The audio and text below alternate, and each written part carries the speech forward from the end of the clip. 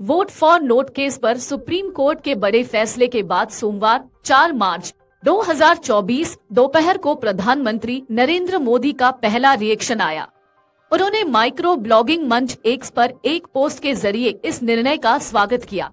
PM ने लिखा, स्वागतम।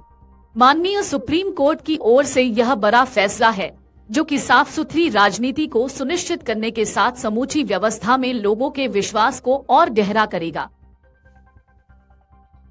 सांसदों और विधायकों को वोट के बदले रिश्वत लेने के मामले में मुकदमे से मिली राहत छिन सकती है।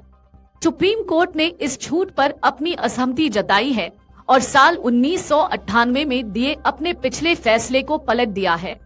सुप्रीम कोर्ट ने वोट के बदले नोट मामले में सांसदों विधायकों को आपराधिक मुकदमे से छूट देने से इनकार कर दिया। कोर्ट ने कहा कि संसदीय विशेषाधिकार के तहत रिश्वतखोरी की छूट नहीं दी जा सकती। मुख्य न्यायाधीश डीवाई चंद्रचूड़ की अध्यक्षता वाली 7 जजों की संविधान पीठ इस मामले पर अपना फैसला सुनाया। मुख्य न्यायाधीश के अलावा संविधान पीठ में justice A S Bopanna, justice M Sundresh, justice P S Narasimha, justice J P Pardiwala, justice Sanjay Kumar और जस्टिस मनोज मिश्रा शामिल रहे। फैसला सुनाते हुए मुख्य न्यायाधीश ने कहा कि पीठ के सभी जज इस मुद्दे पर एकमत है कि पीवी नरसिम्हा राव मामले में दिए फैसले से हम असहमत हैं। नरसिम्हा राव मामले में अपने फैसले में सुप्रीम कोर्ट ने सांसदों विधायकों को वोट के बदले नोट लेने के मामले में मुकदमे से छूट देने का फैसला सुनाया था। चीफ जस्टिस ने कहा कि माननीयों को मिली छूट यह साबित करने में विफल रही है कि माननीयों को अपने विधायी कार्यों में इस छूट की अनिवार्यता है। मुख्य न्यायाधीश ने कहा कि संविधान के अनुच्छेद 105 और 194 में रिश्वत से छूट का प्रावधान नहीं है, क्योंकि रिश्वतखोरी आपराधिक कृत्य है और ये सदन में भाषण देने या वोट देने के लिए जरूरी नहीं है।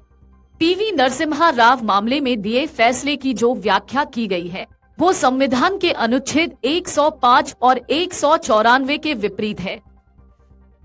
संविधान पीठ ने 1998 के झामुमो रिश्वतकांड पर दिए अपने फैसले पर पुनर्विचार के संबंध में सुनवाई पूरी कर बीते साल 5 अक्टूबर को अपना फैसला सुरक्षित रख लिया था। अक्टूबर में सुनवाई के दौरान केंद्र सरकार ने सुप्रीम कोर्ट में रिश्वत के बदले वोट के मामले में मिले विशेषाधिकार का विरोध किया था।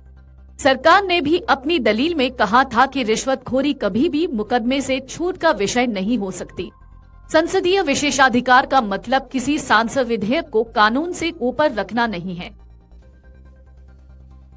सुप्रीम कोर्ट में सुनवाई के दौरान संसद या विधानसभा में अपमानजनक बयानबाजी को अपराध मानने के प्रस्ताव पर भी चर्चा हुई।